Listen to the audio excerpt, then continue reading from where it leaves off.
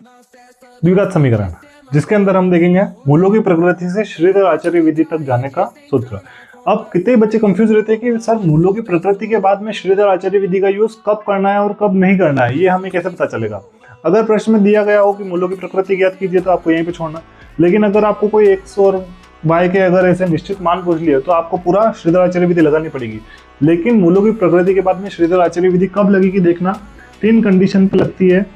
3 condition कौन कौन सी है कि जब मूलों की प्रकृति b² माइनस 4ac का मान अगर छोटा है 0 से, यानी कि अगर मान माइनस में आ रहा है तो मूल वास्तविक नहीं है, मूल वास्तविक नहीं है। फिर हमें क्या नहीं करना है, हमें श्रीधर आचार्य विधि नहीं लगानी है।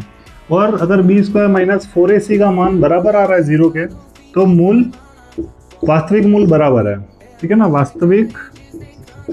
वास्तविक मूल बराबर है।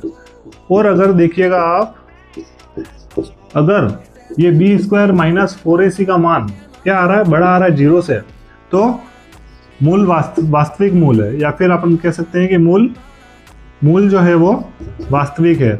और याद रखिएगा कि अगर मूल वास्तविक है और बराबर है तभी श्रीधर आचार्य विधि लगानी है, बाकी आपको मूल वास्तविक नहीं होंगे वहां पे श्रीधर आचार्य विधि नहीं लगानी है। और ऐसे मजेदार टिके शॉर्ट्स के लिए बने रहिए आरबीएससी क्लासेस पर। Thank you. चैनल पर नए हैं तो सब्सक्राइब कर लीजिए।